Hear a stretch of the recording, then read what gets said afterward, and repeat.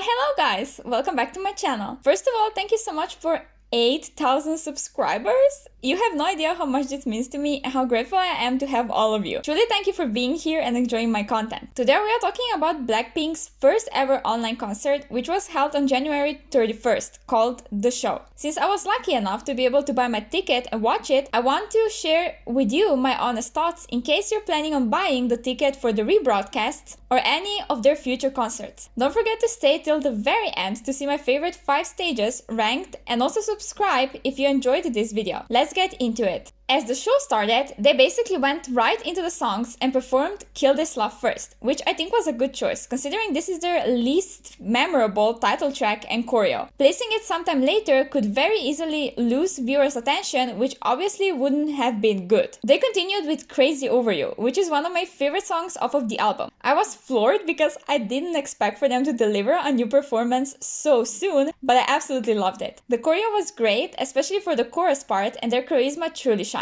Made me love the song even more. To give us a minute to breathe, they said their little speeches, clearly being very nervous, and then went right into How You Like That. This is one of my favorite Blackpink songs of all time. But I can't even remember this part. It was nothing special since they didn't change anything, so it kind of flew over my head. This was the end of the first part, so let's talk about these outfits for a second. Overall, I didn't really like them as much as some of the ones that followed. Some of them were a complete disaster, while some were nice, but it's an overall a very messy set of outfits. They definitely didn't fail to grab your attention though, so I'll give them that. My favorite one here must be Jennie. The shade of red is just perfect, and I think it brought out her sexier charisma, which suited songs they performed really well. I also love roses, so that's that. It looks expensive and the design is very detailed, which makes the dress stand out. Second place is Jisoo. Although her outfit wasn't as crazy as the other ones, I liked how it balanced everything out. It was like that one foot on the earth, if you will. I think it suited her well and it brought her elegance with all the white and sparkles.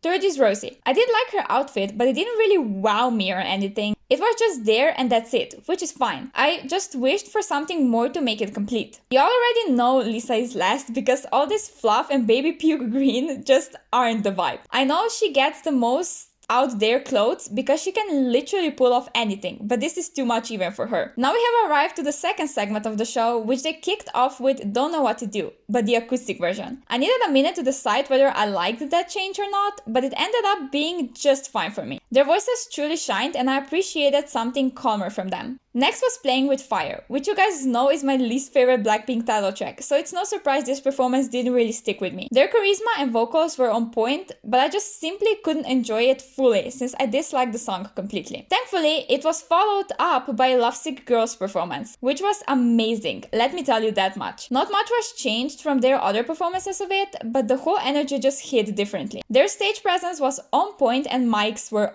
on. Once again, let's talk about the outfits. I think these were my second favorite out of all the sets they showed us. It was very street style, graffiti type of vibe, but meets elegant and girly, with a hint of badass. Each of them got an outfit that showcased their personal style the best in my opinion, which is a huge plus from my side. Number 1 goes to Jennie because everything about her outfit is just right. It hits different and I think she really knew how to use it to enhance her performance during each song. Rosie is second because her outfit is almost exactly like Jennie's, just the color palette is a bit different with lighter tones, more suited to her vibe and personality. Jisoo is third because once again her outfit fails to stick out in any way and it also looks very similar to one of her outfits during Lovesick Girls promotions. Just saying. Last is once again Lisa, and I swear I don't hate her or something, but these boots, I just can't. I can't look at them and not cringe. I really enjoyed the rest of her look though, especially the top part. After all this, the real party began with their first 2 solo performances, starting with Jisoo. She covered habits and even translated some parts into Korean by herself. I think she looked absolutely stunning in this dress, and the song she chose to perform suited her vocal color the best out of all she's done so far, in my opinion at least. I really enjoyed this performance, although it didn't really blow me away since her set was so simple and underwhelming in a way. Next was Lisa's solo performance, and I definitely wasn't ready for what she delivered. She performed Say So by Doja Cat, translated it into Korean and wrote a rap part for it, which was amazing by the way. I think she nailed it, and all of a sudden I could imagine her solo having a similar vibe to it. The dance break at the end and the whole old Hollywood vibes were simply iconic.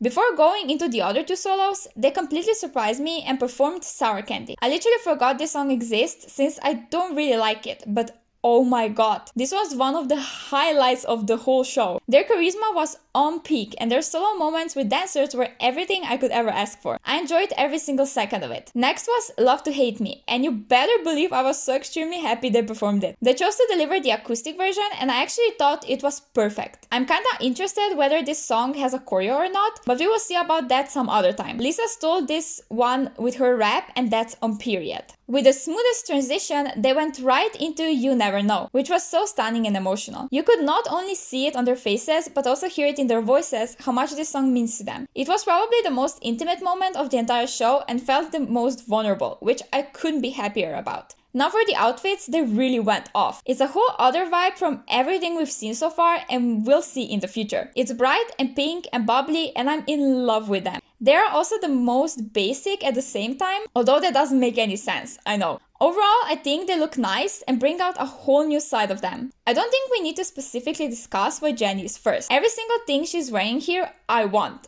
in my own closet. Right now. Especially that shirt. Oh my god, it's literally perfection in a piece of clothing. Second is Rosie, and although she matches their light stick again, I think this whole look is just her. It may be a bit basic and they could have accessorized it more, but I think it's adorable and little pink puffs add interest to it. Lisa just looks adorable and messy at the same time. We don't see her wearing something like this often, if ever, but of course she owned it. I'm not sure what exactly bothers me about this look, but something just isn't clicking together in my brain. Jisoo is last because her outfit, once again, for the millionth time, doesn't stand out at all. It's on theme, yes, but that's about everything it's doing. She deserved better. They went right back into solo performances after this, and next up was Jennie, performing a remix version of Solo, which she wrote a whole new 1-minute rap to. I was floored by everything about the stage. Her looks, stage presence, don't even let me talk about that rap. It was amazing and finally showed how talented of a writer Jennie is, if she is allowed to express it. I'm super proud of her and I hope we get an audio version of this ASAP. Final solo was obviously by Rosie and she performed a B-side from her upcoming mini album called Gone. Half of her performance was in a music video form and half was performed live, which I think worked really well. If you want to hear my detailed thoughts on the song, check out my latest video on predictions for her solo. Now that we are done with solos, I will rank their outfits and first place goes to Jisoo, without a doubt. She looks flawless and almost like she belongs in royalty. This particular design really brought out her natural beauty and features, which made her shine more to me. Second is Rosie, because I just can't get over how stunning this wedding dress type of thing looks on her. It worked perfectly with the type of song and the nude tone of it brought out her skin complexion beautifully. Jennie rocking rose once again was nice, because red truly is her color in my opinion. But the contrast between the obnoxious top and completely boring safety shorts bottoms just wasn't as pleasing to the eye as her previous outfits. I don't know what exactly is so bad about Lisa's fit to be last, but I actually think it's just too simple for a glamorous stage like this. I can see where they tried to go and they were close, but it just doesn't hit like it should. After the emotional roller coaster of solos, they continue with Pretty Savage. The performance was almost exactly the same as the James Corden one, which was kinda boring to me personally, so I zoned out for a second there. They still delivered though, I can't deny it. Next up was Do Do Do, which